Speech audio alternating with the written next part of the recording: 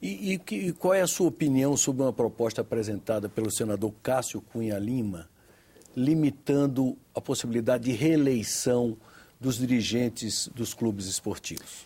Aí é uma questão de constitucionalidade, né? O mérito é, nós inclusive nos debates da CPI tratamos do assunto, era dos temas essenciais da CPI, é uma necessidade essa regulamentação, mas os clubes são entidades privadas, né?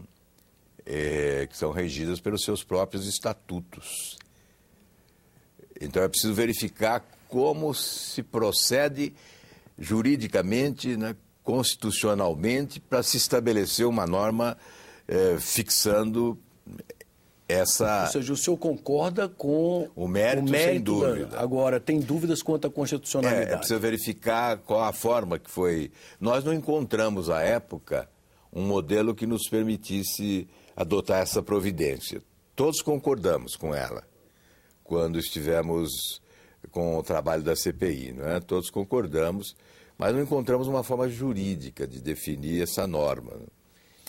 Espero que agora nessa discussão do projeto do Cunha Lima, que é oportuno, né?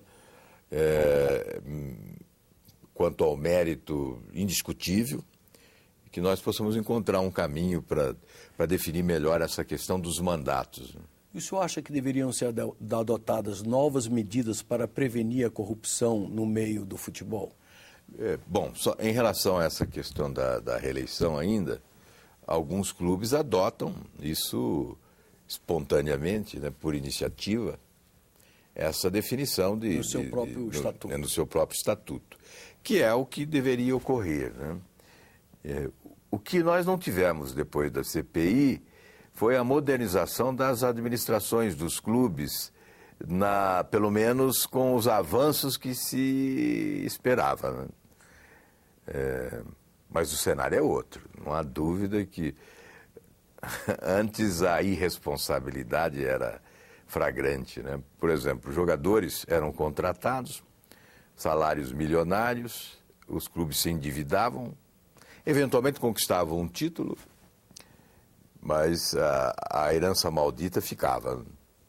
Tivemos vários exemplos, clubes que quebraram, né? Quebraram, literalmente ficaram quebrados, com dívidas enormes, INSS, Receita e particulares. Dívida, inclusive, com atletas profissionais que acumularam, né, salários não recebidos ao longo do tempo. Então, hoje o cenário é outro. Eu creio que o cumprimento da legislação já possibilitará a moralização da administração do futebol. Olha, o futebol, há aqueles que imaginam, olha, tem coisa mais séria para tratar no Senado, no Congresso, né? Coisa mais séria, o futebol mobiliza mais de 200 bilhões de dólares anualmente no mundo, né? No Brasil, nós temos um potencial extraordinário, ainda não explorado de forma competente como poderia, né? O futebol não é só uma atividade lúdica, de integração nacional, nas tardes do domingo, não é? De alegria do povo. O futebol é uma atividade essencialmente econômica, geradora de emprego, de renda, de receita pública. Imagine uma decisão da Libertadores em São Paulo, por exemplo, como tivemos recentemente no Pacaembu, o que movimentou, não é? De publicidade, veículos de comunicação, profissionais da atividade jornalística, comércio, turismo, empresas aéreas, enfim, uma movimentação financeira enorme. Como induzir, né, os clubes a terem uma gestão competente, profissionalizada e não uma coisa amadorística, improvisada? Bem, as mudanças na legislação foram providenciadas, né? Hoje há essa responsabilização maior. E se percebe que há gestão mais responsável, né? Nós verificamos que alguns clubes, eles sofrem as consequências de não poder montar um grande plantel e conquistar títulos, porque sabe das consequências do endividamento. A responsabilização civil e criminal. Por isso, alguns clubes caminham mais lentamente, né, na direção da conquista de títulos, né? mas se organizam. Eu cito o Palmeiras como exemplo, né?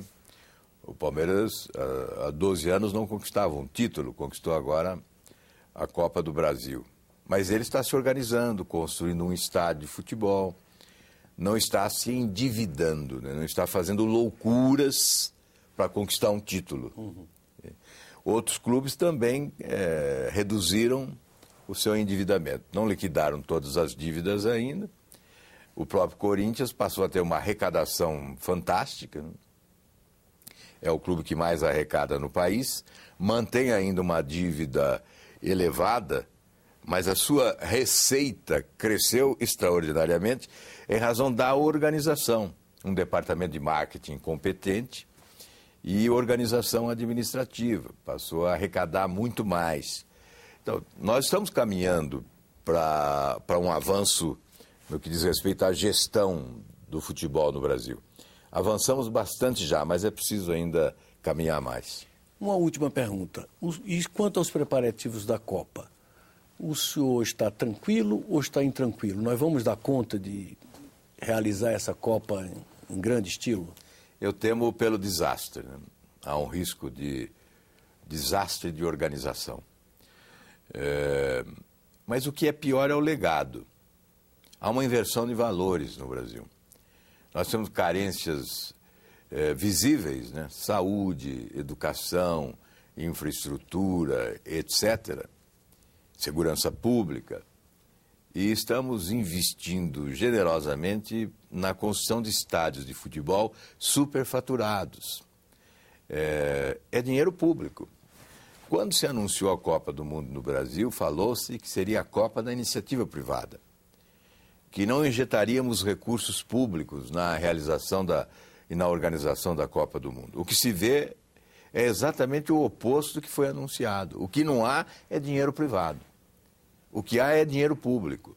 Ainda recentemente o BNDES repassou os recursos dos empréstimos a todos os clubes que estão construindo estádios.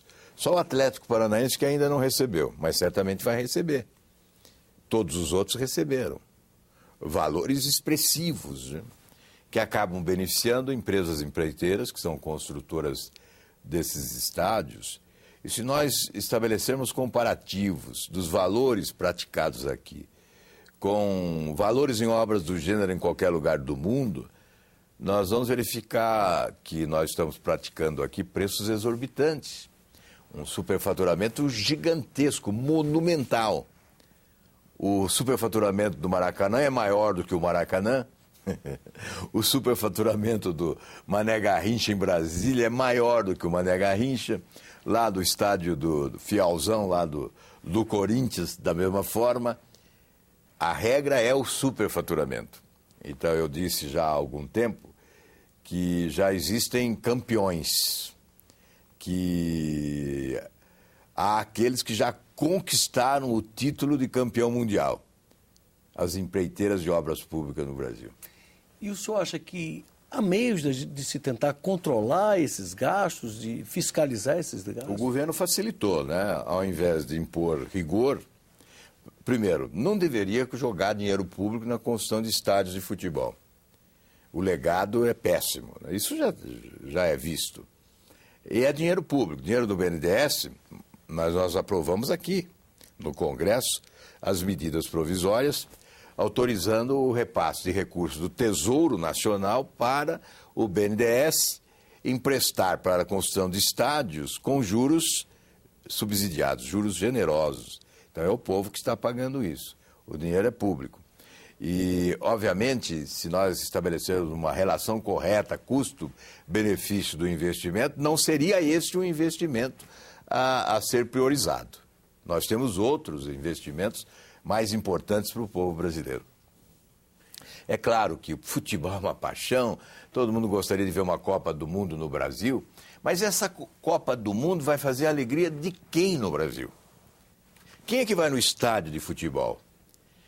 Qual é o trabalhador que vai poder pagar o ingresso para ver um jogo do Brasil no Maracanã? Ou o torcedor brasileiro vai pagar caro para ver Coreia do Norte contra o Japão, jogando no estádio do Atlético em Curitiba? Eu não acredito. Vai ficar em casa vendo na televisão algum jogo mais importante. Então, nós temos sedes em excesso. Não havia necessidade de tantas sedes para a Copa do Mundo. Podemos concentrar mais, gastar menos. Agora, isso já foi. O governo flexibilizou as licitações, favoreceu a corrupção, o superfaturamento, ofereceu dinheiro público, esbanjou, e nós temos dificuldades incríveis aí em outras áreas no Brasil. Senador, muito obrigado pela oportunidade dessa entrevista. Eu é que agradeço. Um abraço a todos. Chegamos ao final de mais um Cidadania. Quem quiser copiar este ou qualquer outro programa da nossa grade deve acessar o nosso site no endereço www.senado.gov.br/TV. Este também é o caminho para você nos enviar a sua crítica, o seu comentário ou a sua sugestão de pauta. Participe. Obrigado por sua audiência e até um próximo Cidadania aqui na TV Senado.